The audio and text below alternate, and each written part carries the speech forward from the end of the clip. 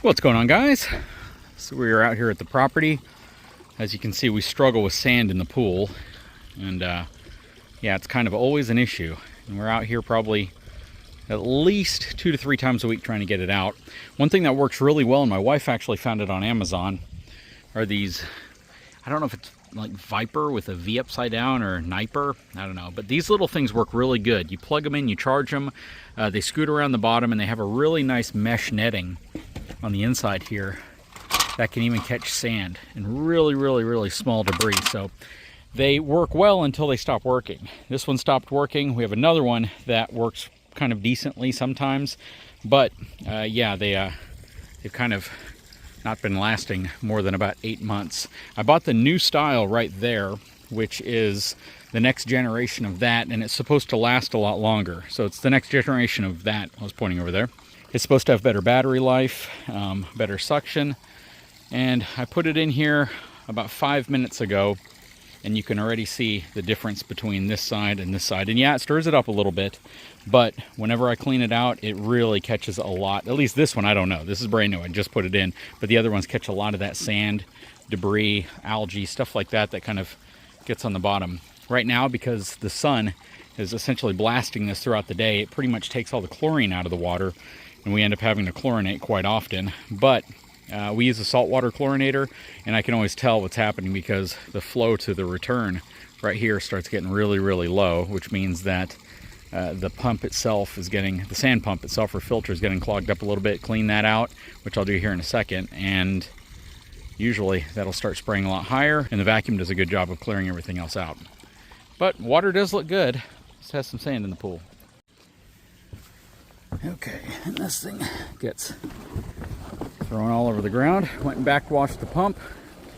Water's spraying a lot higher. Yeah, it was all full of algae, and cleaned it up, and now the pool has an opportunity to get nice and clean. He's doing a pretty good job so far. So we'll see how long it lasts. Hopefully it'll last longer than the other ones.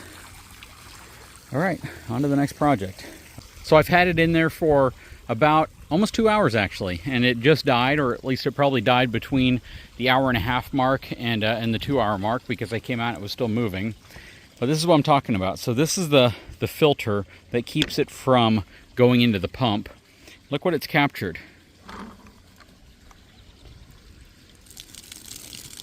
Check that out. Look at the small sand particles in there. That is absolutely insane. These things work so good, and I know they're not what I would consider to be as reliable as perhaps some of the really high dollar pool stuff, but the fact that I don't have to hook it up to the skimmer, the fact that I can kind of set it and forget it, I can recharge it, and after the discounts and everything on Amazon, it's like $170, $180, something like that, and it works as good as it does. It saves me the cost of a pool cleaner to come and clean the pool, and over a period of a year, if it lasts that long, it's well worth even just replacing it and just getting a new one when that period's over, because it does one heck of a good job at getting the sand out of the pool, getting all of this stuff which you couldn't even really see, and collecting it and then preventing it from getting into the pump itself. Very cool. Been very satisfied with it, even though the long-term reliability of it is still in question. That said though, sometimes we'll just set it, and then a day and a half later we'll come and actually pull it out of the pool. So it sits at the bottom of a chlorinated pool for quite a while, and we have a saltwater chlorinator, so it creates chlorine through salt. And then we also add shock, because it's the time of year now where the sun just pulls so much of that chlorine out that we need to sometimes augment it with additional chlorine. But yeah, this is really cool. Been really happy with the 2 older versions of these, and it seems like I'm going to be really happy with this newer version as well. And this is the Aiper Seagull SE. Very cool. I'll put a link in the description of this video if this is something you may be interested in. Again, got it on Amazon. If you have an above-ground pool, an in-ground pool, there's all sorts of different types of pools that this will probably work fine in, even spas and things like that. Okay, so next project out here at the property is to hitch up to the dump trailer, the 14-foot Texas Pride dump trailer, which gets a heck of a lot of use because it is completely full. Check it out. We like compress this thing with the excavator, which is right there. So we really pushed this thing down to the point to where it lifts the excavator tracks off the ground. And we had some strong winds that came through, so it blew a lot of this stuff out and it gets all caught in the fence. So we were trying to clean all that up. I have this really cool solution up front to lifting up the front jack leg of the dump trailer without having to use the handle, but I keep the handle inside of the box just in case. And that thing's called the Kwick Kranker with K's. But yeah, I'll put that in the description of this video if that's something you may want. Basically, you just take your power drill, connect it up, and you can crank up or down your tongue jack. But you definitely want to be careful with how fast you do it or when you stop doing it. So go check out the video I made on that, or at least go to the website so they can kind of walk you through their tutorial. It makes this process a lot easier if you normally would do this with a hand crank. I know it works on horse trailers and things like that also. But it's going to be interesting to see what the tongue weight is right now with this thing completely loaded up. Most of it's brush. I think we have some other trash in there, as you can see, but we're going to put it on the Way Safe hitch on the back of the truck, and we're going to see specifically what the tongue weight looks like with this thing loaded up.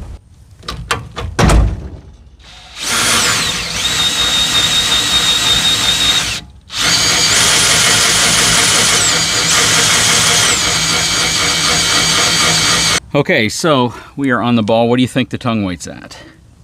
We are at right at 1,000 pounds. So we got 1,000 pounds of tongue weight on the back of the 450. See how she's sitting? And can't even really tell. So yeah, we got quite a bit of weight. I don't really need any weight distribution sway control for this truck. Everything's hitched up. Just need to get all my safety chains, put the cover in place, connect the trailer brakes, and we'll be ready to take off. Okay, we are all secure in place. We're gonna go ahead and hit the road. Got the tarp system on. Shouldn't have anything escaping while we drive. This thing is it's a pretty heavy trailer, to be honest with you. It weighs about as much as a good sized travel trailer. Anyways, we're gonna take off. Okay, so we're here. If you wanna see how compressed it is. That's what we do. All right, we're gonna dump it all out.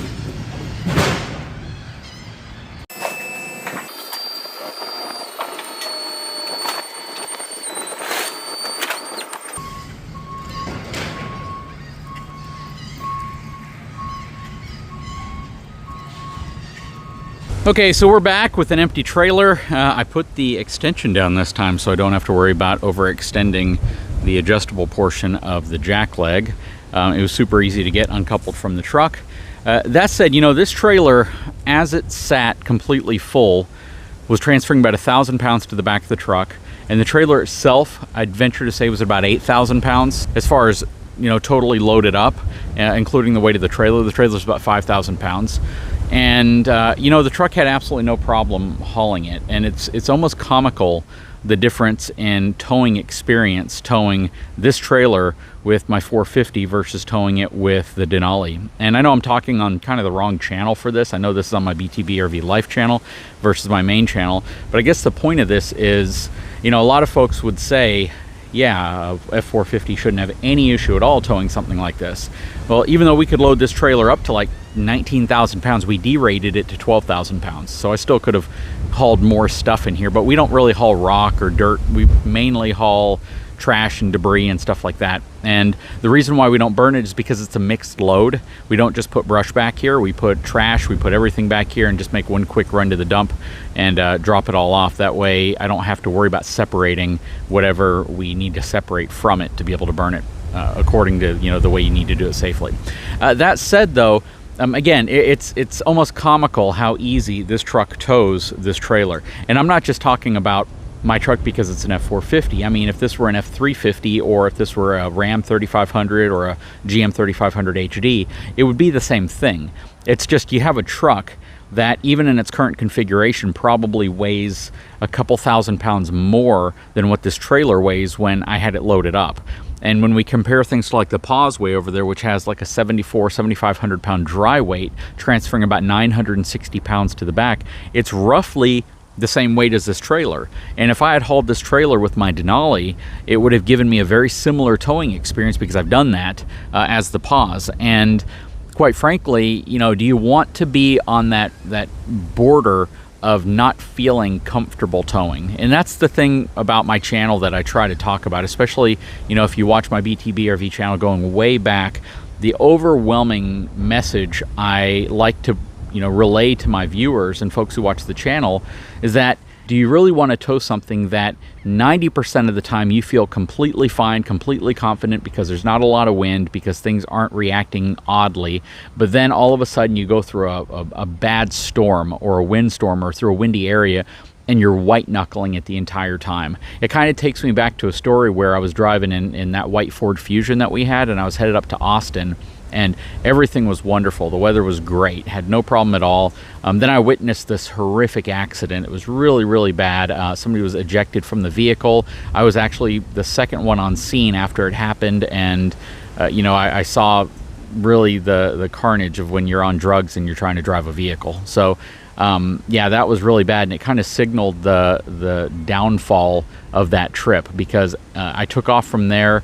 About an hour later, I hit the most horrific rain thunderstorm I had ever driven through, and I couldn't see anything. I was completely stressed out the entire time. The road in front of me was almost completely obscured, and the vehicle in front of me happened to be an 18-wheeler with some really bright LED lights on the back box of the truck, and that was the only thing that guided my path on the road. And the first exit I could take to get off the road, I exited. People were going relatively slow, emergency or hazard lights on. It was really, really rough, and I had this really kind of strange feeling about that trip. I was like, you know, everything was going really good. Then I saw this bad accident.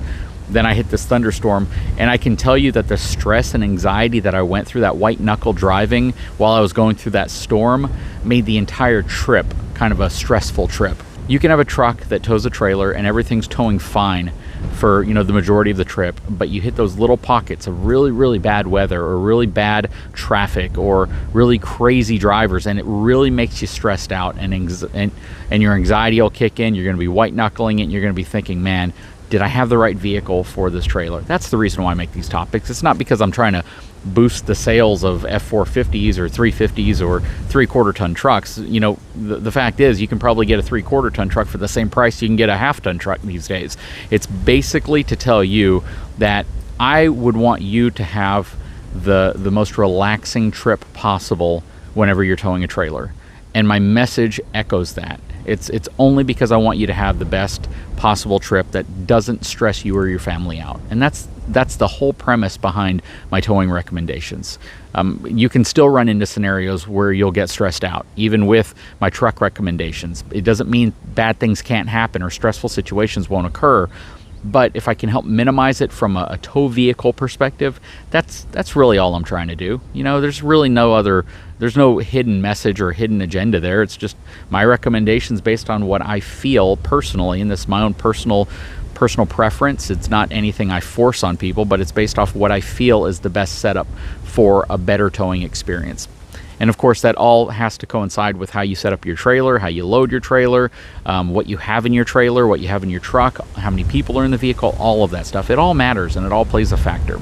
Anyways, guys, I sure hope you enjoyed this message and maybe the little rant here at the end. If you haven't had a chance, I'd really appreciate it if you took a moment, subscribe to the channel, give me a thumbs up, and we'll talk to you again very, very soon.